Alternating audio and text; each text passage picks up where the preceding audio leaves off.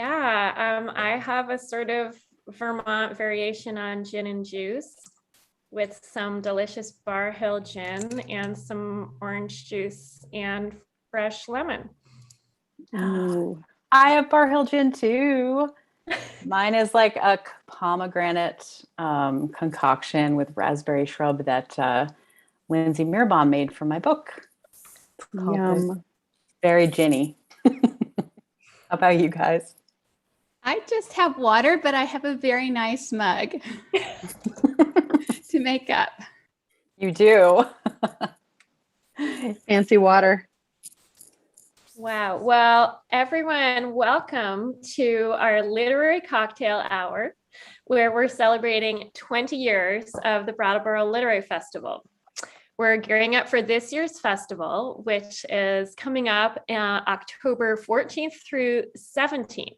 So you can check out our website for the amazing author lineup this year and get updates on all of our readings and events. So thank you so much for joining us tonight for The Lives They Have Lived, a memoir panel. I'm Diana Whitney. I live in Wright in Vermont on Abenaki land, and I am thrilled to be here with four writers whose work I love: Sari Fordham, Culhane Galbraith, Gina Troisi, and Keema Waterfield. We all met online in the dark winter of 2020, and we created a group along with 6 other writers to support each other while launching our books in the depths of the pandemic. I consider these women my friends and colleagues, my wise cheerleaders and sounding boards. They've taught me about book marketing and graphic design, as well as literary craft and narrative structure, and more than anything, the grace and determination it takes to bring a memoir into the world. I can't wait for you to hear them read tonight.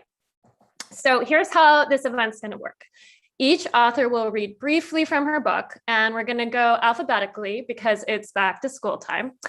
And I hope that you will share the love in the chat. We want to see your thoughts and your reactions to what you're hearing, and just keep the energy up. And then after everyone's read, we're going to have a conversation about writing and art and life and memory. And we're going to open it up to your questions in the Q&A, and we'll finish around 8 p.m. Eastern time. So sit back and enjoy the cocktails. And thank you again for tuning in. And Sari will kick us off.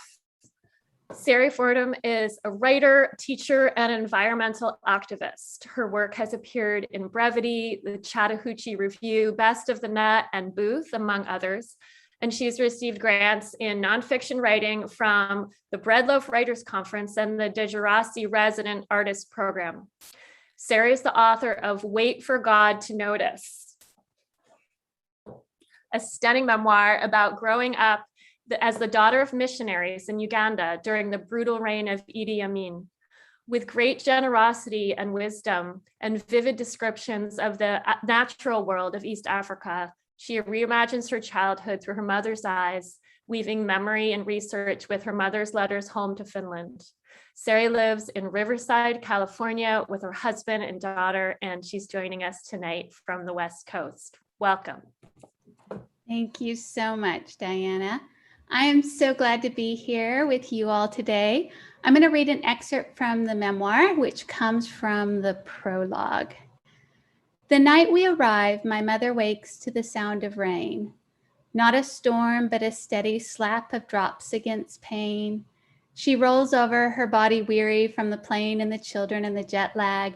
Although we are at the top of the hill, windows flung open to catch a breeze, the air is heavy, and my mother realizes with a start that she's in Uganda. Full awake, she sits, pulling one leg against her chest. Next to her, my father is stretched out. Something feels wrong, and so my mother turns to the window and looks out. She hears the rain but cannot see it. Gary, she says, nudging him, is it raining? My father listens to the patter of water hitting glass. The rhythm is constant, lulling. I guess so, he says. Only later will he learn the thickness of rain on a tin roof, the overwhelming timpani of it. But it doesn't look like it's raining, my mother insists. My father sits and looks out, and he has to agree. It doesn't look like it's raining. They sit together in silence, listening. The noise grows no louder, no softer. My father untucks the mosquito net, swings his feet to the ground. He will later be glad he got out on the side he did, gropes his way to the wall and flips the switch. A column of driver ants, 6 inches wide, marches across the floor, through the bedroom and into the house. The trail begins at the window where the ants boil out of a slit in the screen and drop down with small plops. Driver ants are not interested in picnic fares, in cake crumbs or bits of bread. Mostly they eat lizards, cockroaches, millipedes, geckos, scorpions, frogs, chameleons, baby birds, anything that cannot get away. They are partial to chicken coops. They can eat through a trapped hen, leaving behind bones as clean as porcelain. There are even stories of driver ants chomping through a tied-up goat.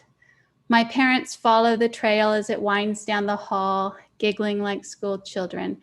They have heard about these ants, how expatriates have sat in the wrong swath of grass and had to high-step it for home, how even the most prudish missionary will become a clothing Houdini, leaving behind a shirt here, trousers there. Look, they whisper to each other. The trail of ants turns and heads into my room. My parents walk faster, but I have not cried, and so they don't worry. The worst they expect is that the ants will have surrounded my bed, that they will have to step over the trail and rescue me.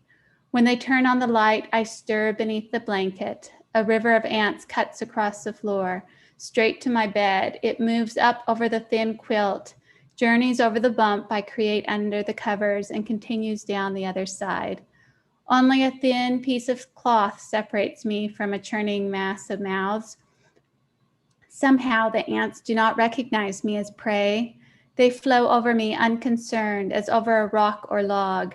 I'm lying on my stomach, hands tucked at my side, the blanket pulled up to my ears.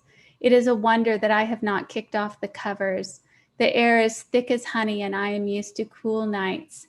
Even one hand flung over the edge, and I would be found. My parents could have bolted that night. They could have seen the driver ants as a warning that peril can slip in through the smallest of openings, that Uganda is too dangerous, that we should pack up and leave. Instead, my mother eases me from under the covers. As the blanket moves, the ants spread like a blooming flower. She pulls me clear and stands up. There you are, she says. I blink in the sharp light and rub my eyes. Thank you.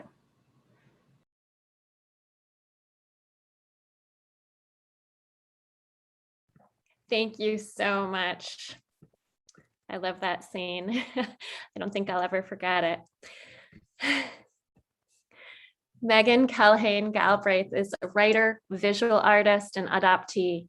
She's the author of The Guild of the Infant Saviour, an adopted child's memory book, a hybrid memoir and essays that collages art and writing with a fierce feminist vision.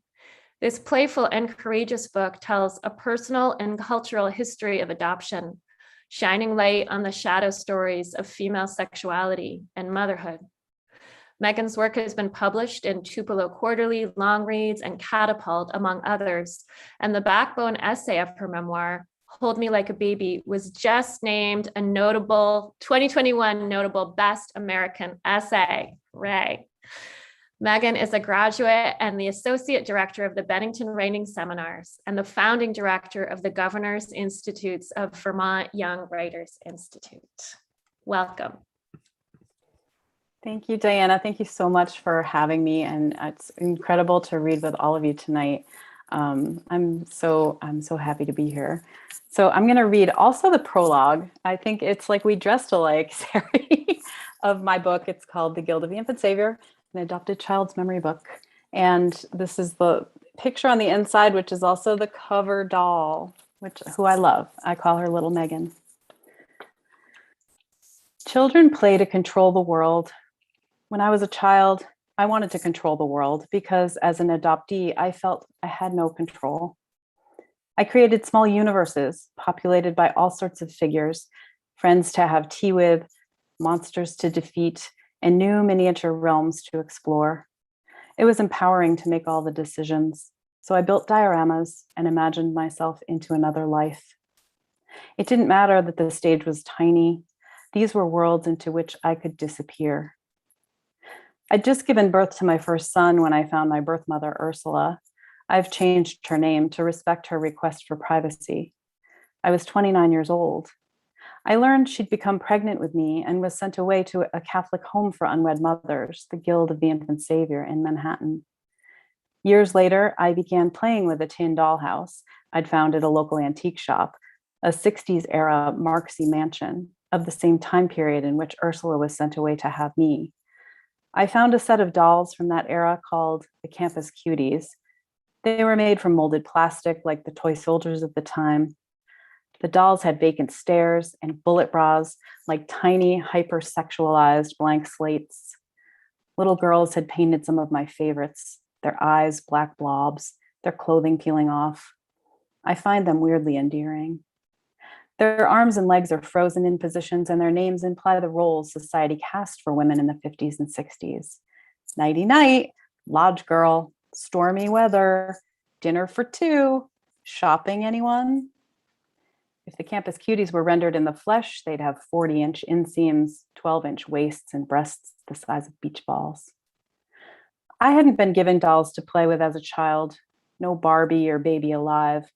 I had no doll to feed, nor did I ever change a doll's diaper. Yet here I was, a grown woman, a feminist, besotted with these booby, leggy plastic dolls. I was also in love with the tiny, delicate baby dolls.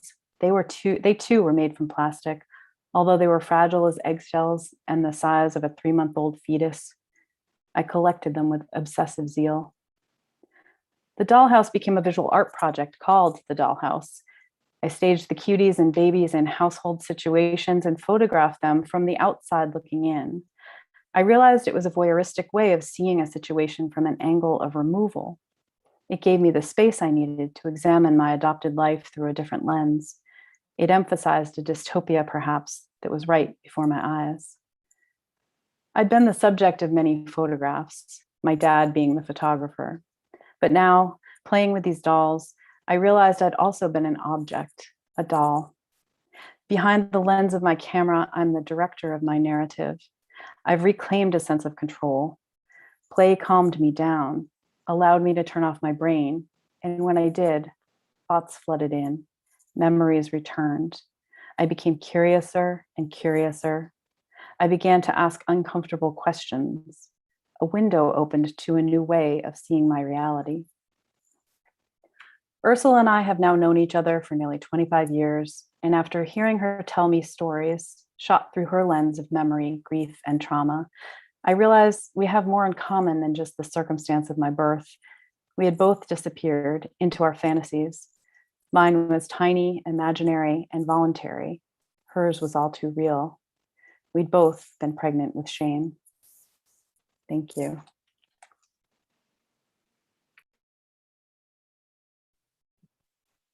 Wow. Thank you so much. That phrase, pregnant with shame, I think will always stay with me. Okay. So moving on, and I'm going to keep putting links to these books if you don't have them in the chat as they read. And sorry, I'm just trying to find my introduction here. Here we go. Gina Troisi is the author of The Angle of Flickering Light, a luminous memoir which captures the searing moments of childhood and adolescence and traces the pain of addiction and betrayal as it reverberates through self and family, ultimately claiming writing as a path to wholeness. Her work has appeared in numerous literary journals and anthologies, including Fourth Genre, the Gettysburg Review, Fugue, and Under the Sun. Her stories and essays have been recognized as finalists in a national contest, including the 2020 Iron Horse Literary Review Trifecta Award in Fiction. She has taught classes and workshops in both traditional and non-traditional settings, including writing workshops for female adult survivors of sexual assault. Gina lives in coastal Maine. Thank you so much for joining us. Thank you so much, Diana. I'm so excited and grateful to be here with all of you, fabulous writers. Thank you. I'm going to read just from the beginning of my book as well. We're all reading from the beginning, and it's called The Angle of Flickering Light, as Diana said, and the first chapter is called Left Behind. At 5 years old, I sat Indian style on the foot of my father's bed, alone in his new condo. I'd gathered his ballpoint pens from the desk in the corner and began assessing the pictures of women adorning the pens. They wore spiked high heels and bright colored leotards and bikinis, and blue sequined triangular tops that reminded me of my older sister's dance recital costumes. Their miniature figures pronounced behind sparkles and strings, their bodies splayed into decorative shapes. I tipped them upside down, and their sparse garments fell off. They were proportioned women, with hardened pink nipples and clumps of dark hair between their legs. I clothed and unclothed them with the flick of my wrist, turned them upside down, then right side up again. They were grown up, like my mother, whom my father had just left. I was mesmerized by these ladies, by their full, buoyant breasts, by the inner curves of thighs that made a hollowed out space for their private parts to breathe. I lay down, watching their clothes fall piece by piece, nestling myself into the cushion of the king-sized bed. The ladies made me think not only of my mother, but also of the faceless women my father rambled on about while out to eat at our favorite Italian restaurant. My sisters and I sat silent, letting him reiterate that Brenda, his secretary, who'd quickly become his girlfriend, had nothing to do with my parents' impending divorce, that he'd been cheating on my mother for years with all kinds of women, including prostitutes. Your mother just didn't want to admit it. She kept her head in the sand. Remember her friend Marla? Marla had lived with us for a while when she needed a place to stay in between moves. I slept with her too. We had an affair for 2 years while your mother and I were together. Ask her. When we arrived home from dinner crying, we gathered in my oldest sister's room. My mother came in to find us sitting on the bed. What happened? She asked. Krista was 12, so she did most of the talking. He said he's been cheating on you for years, that you knew, that every time he went on a business trip, it was never for business. While my mother listened, I kneeled behind Krista and began to pop the cysts on her back.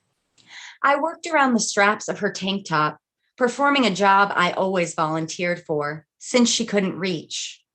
My sisters talked fast, repeated my father's words, the gestures he had made, how he acted as if we must have known about his mistresses all along.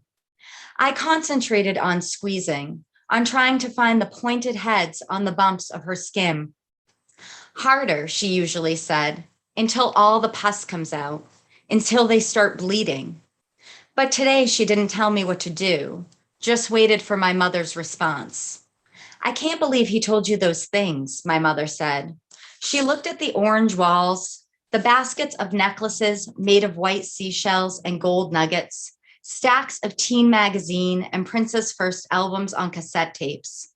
She stood there with a blank look in her eyes, the face of someone who no longer recognized her house or her daughter's bedroom. I waited for the yellowish cream, held a tissue to catch a glob when it emerged, then the speck of blood. I chimed in. He said he's been having affairs since the 70s. My mother seemed shocked, and her lip quivered, as if she didn't know what else to say. She made no indication that my father's statements weren't true. She only said, he never should have told you any of that. I liked that I was good at this job, maneuvering these small red mounds, judging when to squeeze harder and when to ease up. I had no worries about scars, since no one would be able to see them. And I felt a kind of satisfaction when the sticky fluid appeared, like the purging of something, but I didn't know what. Thank you so much for listening.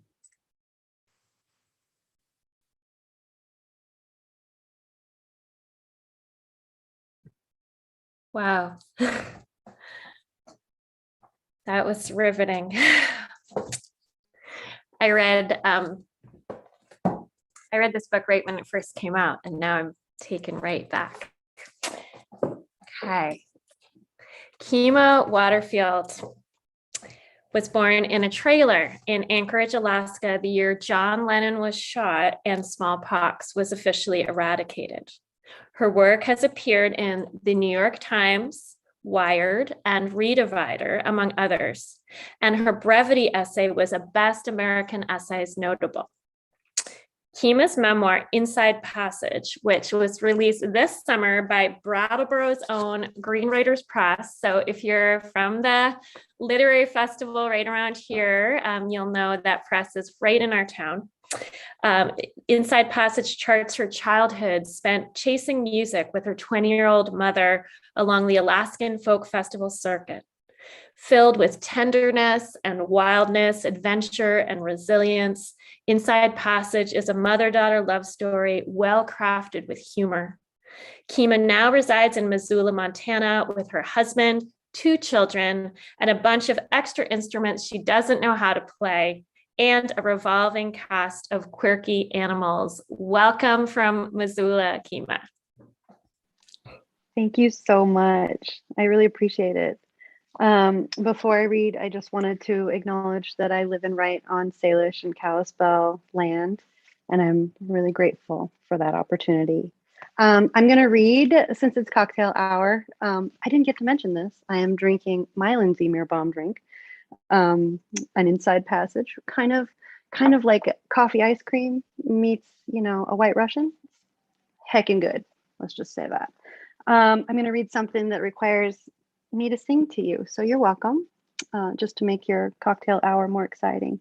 I'm reading from the chapter, The Sound of Things. Because we never stayed in one place long enough for home to land on a smell or fix itself to a room, it settled on a sound. A lone alto voice rises from the living room as Mom fingerpicks her way through a favorite Bill Staines tune, Piney River Girl. I heard the sound of a redbird sing and the call of a whippoorwill. The kitchen is thick with the aroma of onion and garlic and ground beef. Tekla stands at the sink, up to her elbows in sudsy water. At the stove, I wrap up leftover enchiladas for lunch, dreading the unfinished math homework ahead of me. Tekla hums along, rinses a plate, and jumps in with her high soprano.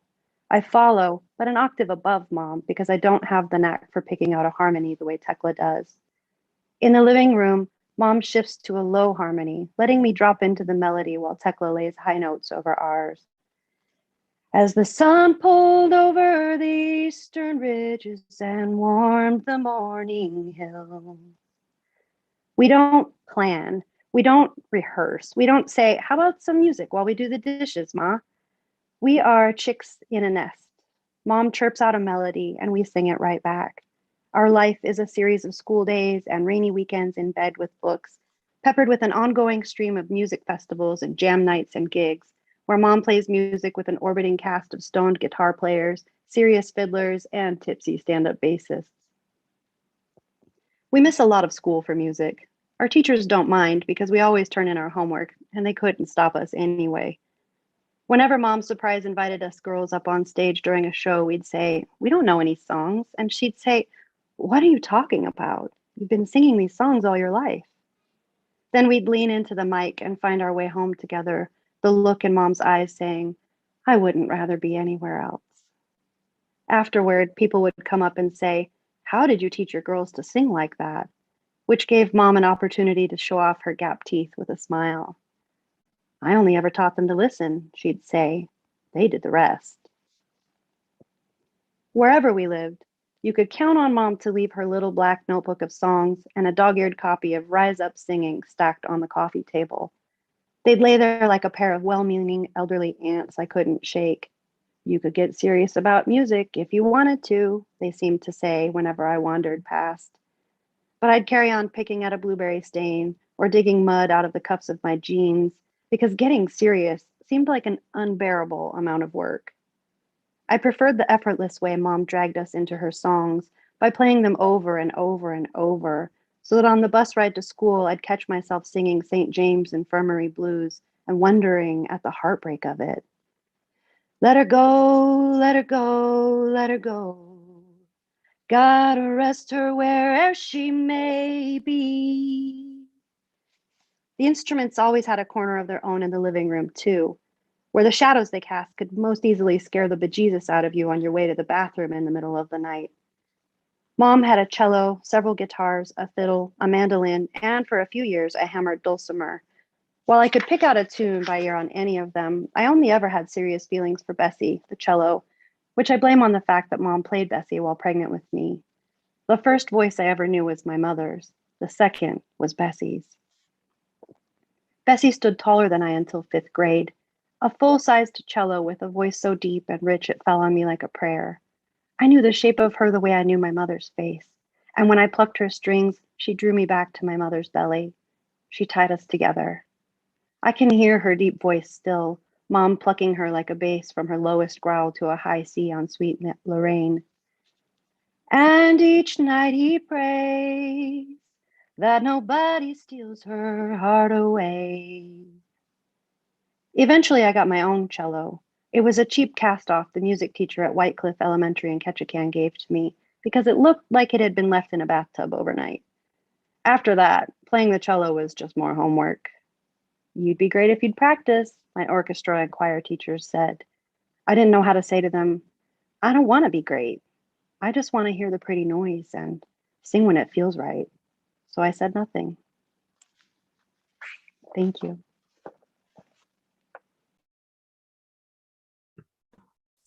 Oh, thank you so much. Thank you, everyone. Keema, thank you for singing. So special to be sung to on Zoom.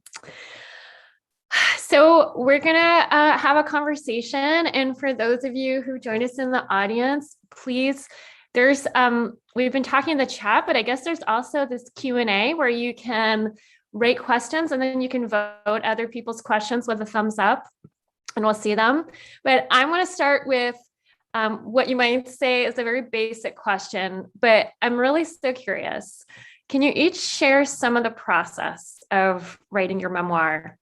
And be honest, how long were you working on it? And what were some of the obstacles you faced and what sustained you?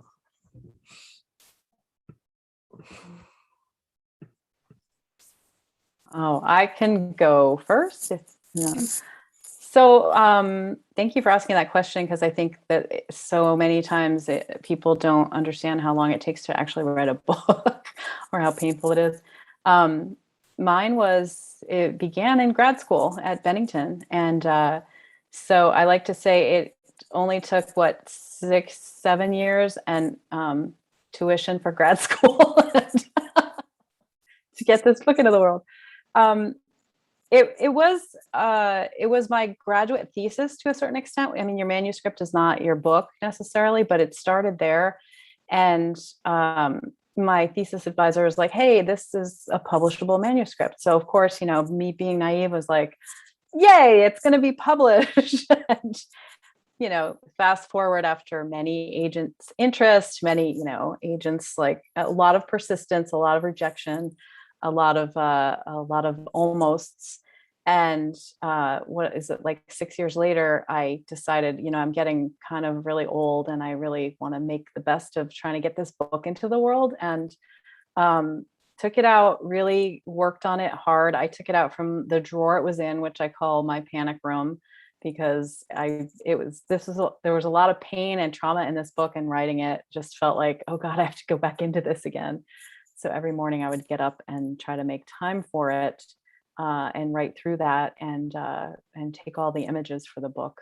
And realized during that time that I didn't have an agent for this book, so I began to submit it to places, small presses and academic presses that I thought would do it justice with the images and the text. And within a week of submitting it to Ohio State University Press, their Mad Creek Books imprint, which takes like experimental hybrid work, I had an email in my inbox from the editor there asking saying that they wanted to publish the book, and I could not be happier. They did a beautiful job with the images. If anybody reads the book, I mean, there's all sorts of color images in this book, which was, so all of this was a news to me, like how you publish a book with images. It was quite an interesting learning process, but at the result, I mean, the cover alone is something I get good comments on all the time. So Nathan Putins did that cover, and he's a genius. So that's sort of my story. And then I'm just glad it's in the world, and I'm trying to work on my next one now. Megan, I wanted to piggyback off you because I did not set out to write memoir. I was interested in writing long form nonfiction. And when I finished my undergrad after 10 years, that's in the book, slowly, I allowed myself to start writing. And I had written what became one of the first chapters in this book, an essay about the absence of my father. And I used that to get into grad school. And then while there, I kept, writing about my family, because essays are kind of what you do in grad school. And by the time I was done, I had this collection of essays, and my thesis advisor said the same thing, like, you need to do something with this because this has to happen. Actually, she shook her fist at me and she said, if you don't do it, threats. So that is the reason why I did it. I don't know if that wasn't the book I had planned on writing first at all. But it's sometimes really amazing to get that kind of push. Did any of you have any other kind of experience like that? No. Yeah. Mine was kind of similar, Keema, in the sense that I absolutely did not intend to write a memoir. I sort of wanted to avoid it at all costs, to be honest with you. So similar to Megan's story too, though, mine began while working on my MFA way back in 2007. But really what I was writing at first was autobiographical fiction. And my mentors were like, what are you doing? Like, you should be focusing on creative nonfiction. So I had no idea what I was doing and was just thrilled to be in the program and said, sure, you guys are the experts. I'll do that.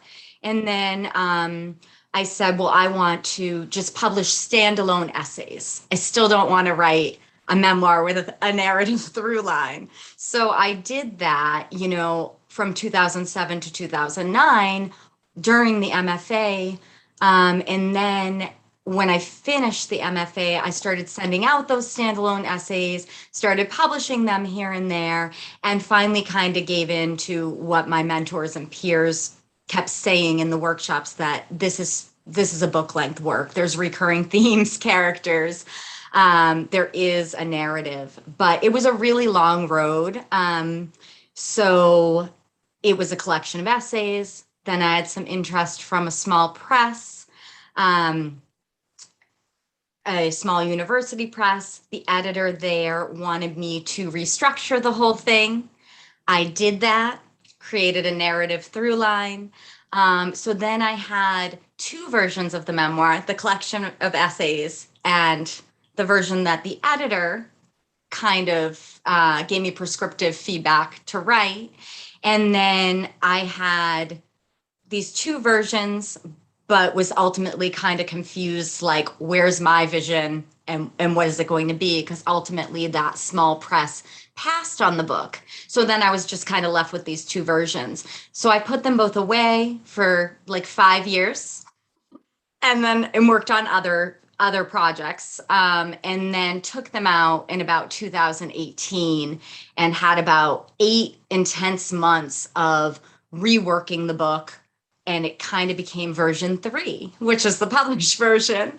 And I had a friend, this sort of answers Diana's question about what sustains us, right? I had a friend who was working on a novel, a good writer friend, and we once a month exchanged work during those 8 crazy months. And we were just both super committed to it, sent each other limitless amounts of pages, kept each other on task. And at the end of that, I started sending it out again. It had been rejected many times in the previous structures. And it was only really a few months later that it got accepted, which was great in my book because it had been many years. of rejection? I sort of knew for a long time I wanted to write this book, but I was kind of waiting. I remember when I was in grad school, my mom asked me, I was writing about being a teacher in South Korea. And my mom asked me, why don't you write about Uganda? That's sort of interesting. And I remember telling her, I want to learn how to write first, and then I will work on this. And then when my mother died, I felt this like real, who is she? Where is home? You know, all these big questions that drive a book were just the questions I was having. So I went and visited my aunt in Finland. And while I was there, she took me up to an attic to look at my grandfather's things. And she pulled out all these letters that my mother had written when we were in Uganda. And I actually don't read Finnish. And so I could open the letters and I could read parts of it, but most of the letters were just over me and I couldn't ask my aunt to translate. So I actually had a friend who translated the letters for me. And then I started writing. I started kind of examining this question of who was my mom, you know, what induced her to stay in Uganda. We thought of her as a scaredy cat as teens, but when she was young, she would kill snakes, she would flirt with soldiers, she sold things on the black market. So that was really the thread of this piece. But I will say that moving it from a manuscript to a book took understanding that I couldn't put everything in. So I had this huge stack of letters. I had all these pictures. I had all these documents. I had boxes of documents. And I was trying to write the Wikipedia of our family's experience in Uganda. And then I realized I don't have to do this. I don't have to write every single dramatic thing that happened. I don't have to curate our lives year by year. And it was such a relief. And then I was able to think about what had drawn me to the book, which was, who was my mother? And I was able to kind of focus on that narrative question. So there's a lot of wild things that happened while we were there that never made it into the book because it didn't connect to the narrative question.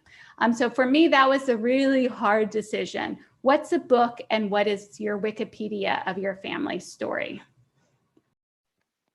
I wish I had started with that. Oh, I'm so sorry.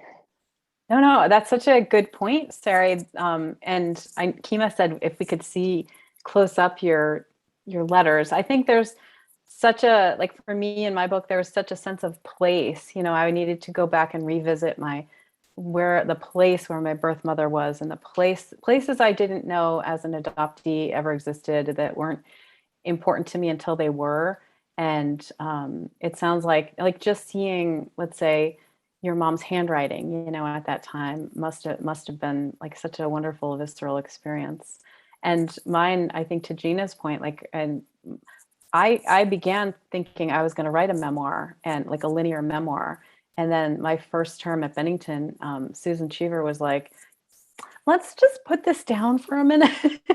Maybe focus on some essays. And she introduced me to, I knew what essays were, but I didn't know what an elastic form they were. And, thank goodness I listened, because I think the essay, I will cheer for it to the highest treetops now. I think there's so much you can do with the essay, and it allowed me to do what I did in my book. And so. Yeah, I was going to say, I wish that I'd been asking the right question when I first started, because I might have thought I was writing a memoir. My dream was to write a series of humorous essays about all our escapades. But, I'm not David Sedaris. I didn't live that life.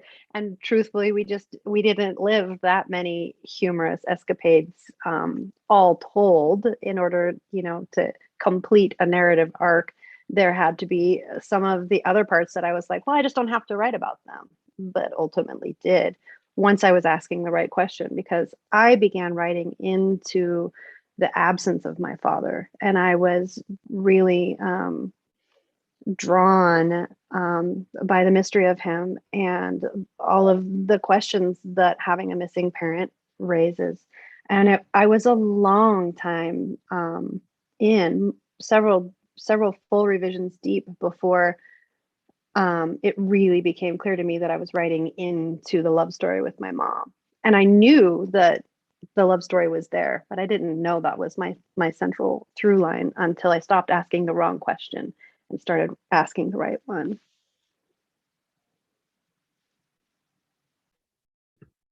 It's so fascinating. I mean, I have some questions prepared, but I just want to pick up on what you just said, Megan, about revisiting the places where some of these events happened. So, Sari, it sounds like one of the catalysts for you was a trip to Finland. Keema or Gina, like Keema, did you return to Alaska while you were writing? Oh, in fact, the essay that I used to get into grad school about my father's absence, the day I drove into Missoula to start school, he died. And so that just opened a lot of empty cupboards that I had to find a way to fill. And yeah, definitely. Yeah, I actually also revisited some places that are mentioned throughout the book. And I even talk a little bit about, the revisit, like a summer that I lived in Santa Cruz, California, that's kind of at the center of the book. There was a really pivotal kind of turning point in the book. So I flew out there for like 4 days and went to all the same places I frequented when I lived there, including like the grocery store, and just stayed in a cheap motel and like wrote, which was really good and necessary. But I did it even somewhat locally too. Like I'd written about, a camp that my stepsister went to when we were young, which is a couple hours north from where I live. And so I took a day trip, and I would do things like that often. And then also kind of replay music from different time frames and try and smell smells of foods from different time frames and whatever I could to kind of uncover buried moments. That's such a good point, Gina. And I was thinking in all of your books, and at least in the pieces that you read, everything evokes a sense, like Keema, it's the sound of your music, and I can hear your mother. I can see your mother at the kitchen sink talking to you girls just by, and the song's amazing. And like Sari, the ants, just that whole first, it was just amazing. And Gina, the pimple popper. Oh God, so visceral. But I'm so interested in understanding how you do that. Because it's not easy to do, to get the reader into feeling an emotion or feeling a sense. So like, talk about the craft of that. Like, how did you all work on bringing your relatives or your family alive for the reader? Because it's very different to do it in an oral storytelling way as it is on the page, right?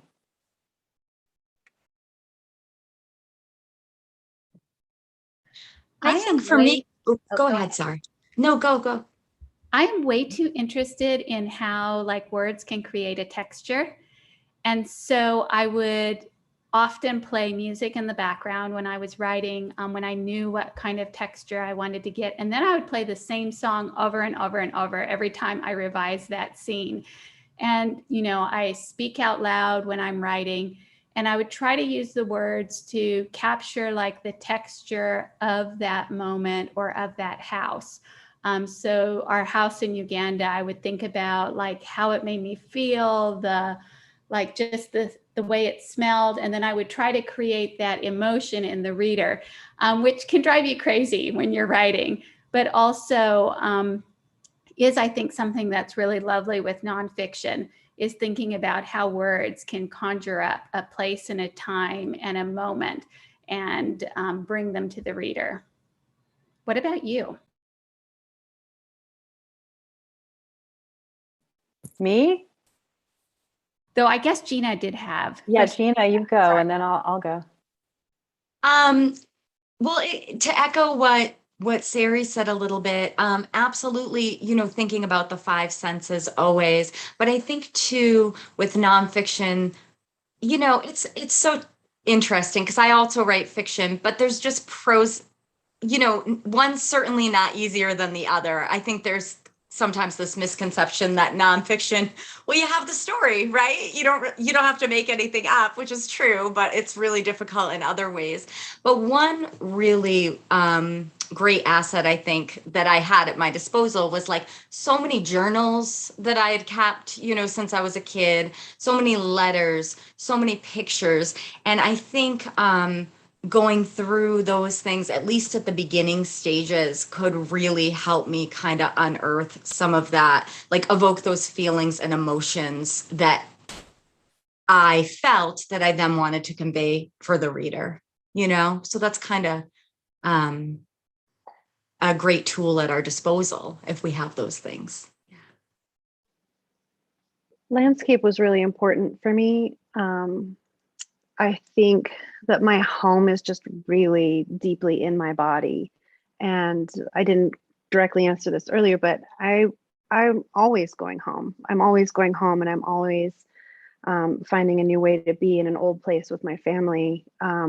But we didn't have a lot of distractions. I think, Sari, probably you know this.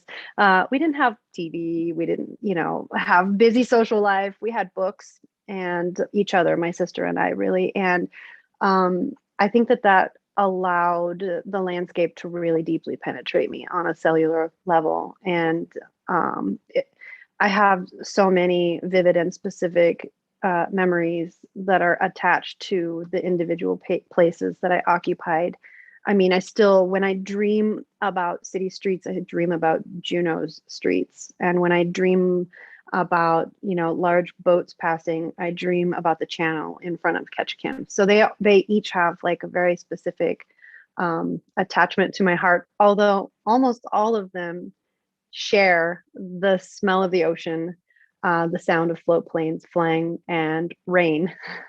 So those are pretty easy to draw on from moments where there needed to be like an elemental pull, connection to the moment or the scene or the people. We've got some really interesting questions in the chat, so let's dive into those. I think we'll start. Adrian Sass, did anything happen to you that was unexpected as a result of publishing your book? I can probably guarantee that everyone might have something, but maybe we'll start with Megan. Yeah, my entire family was like, see ya. Thanks for publishing that. I think as an adoptee, this was the first time that I'd ever really talked about my feelings. And earlier when I think listening to all you and you're talking about identifying your feelings back then, one of the biggest things for me was trying to identify a feeling I had. And I realized I didn't have any. And I remember my mentor saying to me, well, how did you feel back then? How did you feel back then? And I was like, I largely felt numb. And she's like, well, numbness is a feeling. And that blew my head, up. And I was like, oh, I can write from there now that she's identified that as a feeling. But so I think, and this is not uncommon for adoptees, that when you speak out, and like this book represents my voice that had been silent for many years, and they didn't like seeing themselves written like that. My birth mother, I haven't heard from her. My dad has said, and I'm speaking into this because it's I think something that needs to be, we need to talk about. My dad said he felt betrayed, and my sisters just, said some kind of terribly cruel things. All of that I can deal with because I have a strong adoptee community, but I think it's important to talk about, like when you're writing memoir, this is the kind of thing that can happen. It might not be as severe as mine. And those are 4 people. There are literally probably 100 other people, like adoptees, that write to me and tell me how, my voice has put a voice to theirs. And so, but that was something I just didn't expect. I was worried about it, but I did not expect that to happen. And so I think it's interesting. It says more about them than it does, than it does me, but I think many people have talked about that in terms of when you write a memoir, this is one of the risks you take. So I wanted to acknowledge that. It's so true and so challenging. And I worried deeply because my mother and I share a story of trauma, and a feeling that recurs for me is that my mother has survived so much in her life that I don't want to give her one more moment of hardship or pain. And I feel incredibly lucky that as challenging as this process has been for her, her response as an artist has been, you're an artist. This is your art. I love you. This is true. And I'm here for you. As hard as it is for me. And she's been able to put that aside. There are other people in my family that I hope never do read, but I can't control that. Still having that is so valuable. And I'm so sorry it's been taken from you. Thank you so much. It's, it's been a lot of, I think anybody who writes memoir like this, you always go, people, you have a choice, I think, as a memoirist, and I'd like to hear what all of you think too. Like, do you show your work to the people before you, I chose not to for many reasons. And I am committed to like my own voice, especially as an adoptee, that I have my version of the truth. And I wrote a pretty succinct kind of disclaimer also about how this was. It's a hybrid text, But so there are many choices that you make as, as a writer, to show or not to show. And I'd be interested to hear if you guys, how you dealt with that too. But I don't want to ask another question because I know there's some audience questions.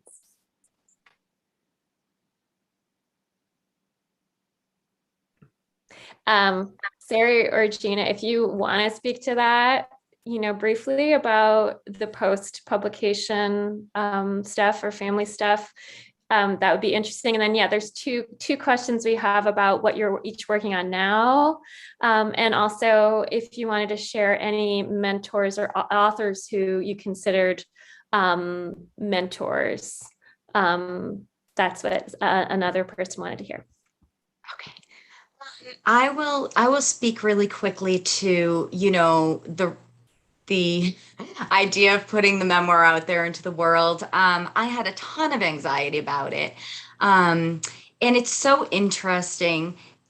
I was mostly worried about people that are not in my life that are in it. My father, my former stepmother, mostly I was worried about. And I honestly have no idea if they've read the book, if they know about the book. I don't know. So the book came out in April, but I did not, let people read it before I put it out there. I let my mom read it before I put it out there, but I didn't, run it by anyone that I was worried would be upset about it. Because I think that just would have censored me. And also those people aren't in my life, so it wouldn't have really made sense. But then there's also those really pleasant, lovely surprises that happen where, readers email you and these certain things resonated with them, like you said, with your adoptee community. So, it's so funny what you're worried about is going to happen and what actually happens. And kind of, there's some really scary stuff and there's so many beautiful things too. So. I have been quite lucky with reception of the book. Before I published the book, I had my dad and sister read it, not just to see if they were okay, but also to really help me with fact checking. I was quite young in Uganda and I wanted to make sure I got things right. I was doing so much research all the time. But when I was a child, my dad was a pastor and he would sometimes preach sermons where he would use illustrations of things me and my sister did, and then would be sitting there and he would preach them from the pulpit. And I would like sit there with my face like, And so all the way from church, it would be the grievances of Sari about her feelings about being in the sermon. And so my dad has repaid me by being nothing but generous about how he's portrayed in the book. I think his one suggestion had to do with a comma. So I've been quite lucky in that regard. I wanted to just move to the question of mentors. I was really lucky to study with Patricia Hampel and Julie Schumacher at University of Minnesota. And so I would certainly, this book would have been a very different book if they hadn't been my early teachers. I think we really benefit from those early voices on our stories. Yeah, and I'll echo that too. My mentor, I'm so lucky to have a boss who is also like one of my greatest fans and mentors, Mark Wunderlich at Bennington. He's the director there. And then my teachers, Susan Cheever was my first term teacher, and she kicked my butt and in a great way. And then Joan Wickersham was incredible to work with. And I also had Peter Trachtenberg and Ben Jimenez. They really all helped with this. Ben, after completing, he was my thesis advisor, and kept asking me, "How's your book coming? How's your book coming?" Long after I'd put it in a drawer and kind of given up, and he really was kind of the impetus for me to bring it back out.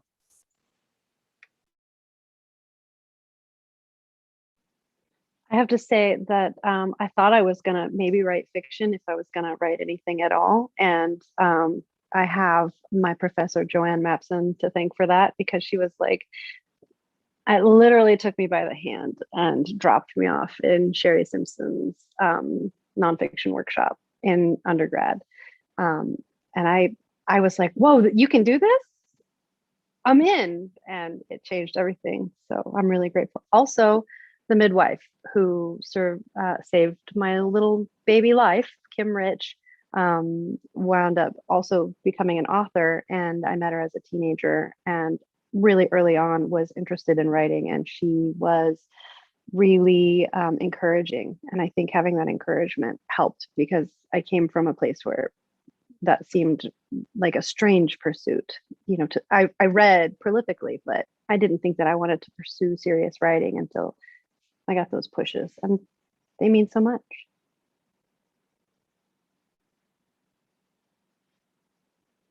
So I think that after mentors, and we have a little time, people want to hear about your next projects, which at this point in the launch, it's kind of nice to have somebody interested in what you're doing next. So I'd love to hear that too from all of you before we say goodbye.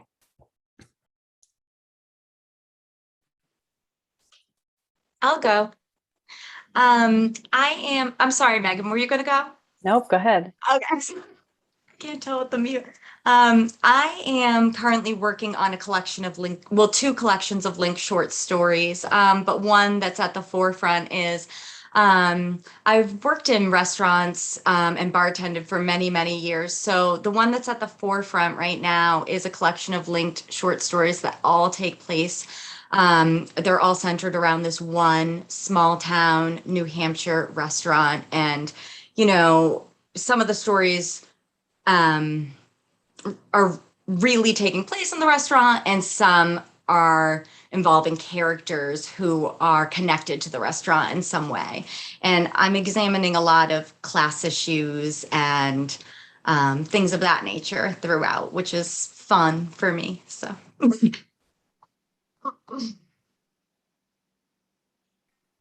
Mine is a book that honestly, I didn't think I was going to write this book. I had another one planned that I called my nonfiction novel, because I don't know how to write a novel. And I was 4 chapters into that, and I got kind of taken hold of. My book is has a title already. It's called Half Blind Faith, and it's an exploration of being faith curious after I'm sort of a pagan, if you can see my altar here. So the idea of examining faith through the lens of my patron saint, who I just chose, who's Mary Magdalene. I'm going to imagine her as a goddess, as a fairy tale, as a chimera, as all sorts of ways. It's going to be a blend of essays and collage and fact and fiction and fantasy and whatnot. But I'm very interested in the untold story. I love the underbelly story. I want to know where she was in the silences, where she is in the erasures. And I think this speaks again to my feminist sensibilities about women and our voices not being heard. So there's going to be, she literally is like channeling. I'm channeling her. It's just very, very bizarre. So I'm really excited about that book. Never expected to be writing this.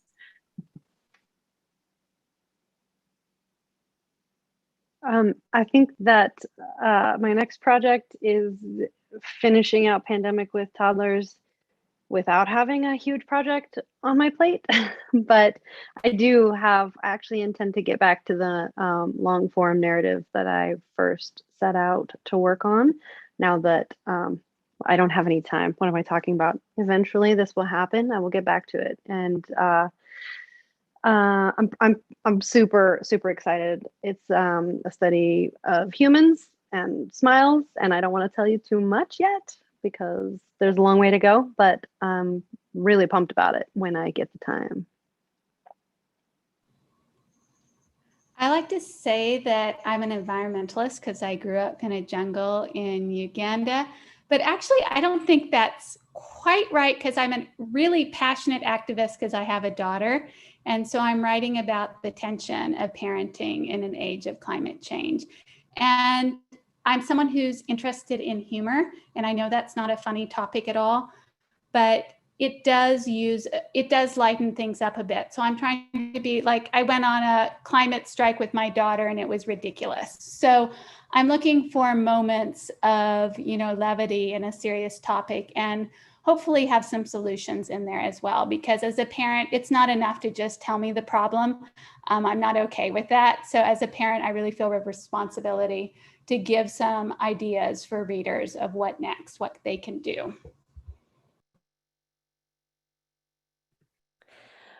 Oh, I love hearing about what everyone is up to.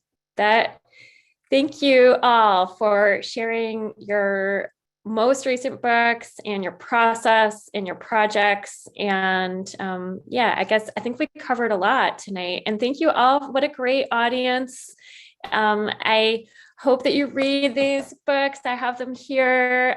They're just wonderful. I put the links in the chat, but and I'd encourage you to check out the authors on Instagram. That can be a fun way to connect with writers. And especially if you're like curious about what goes on behind the memoirs.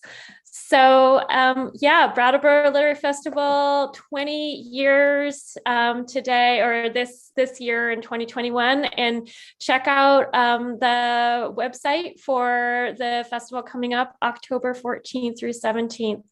So have a wonderful night, a wonderful weekend, and thank you again.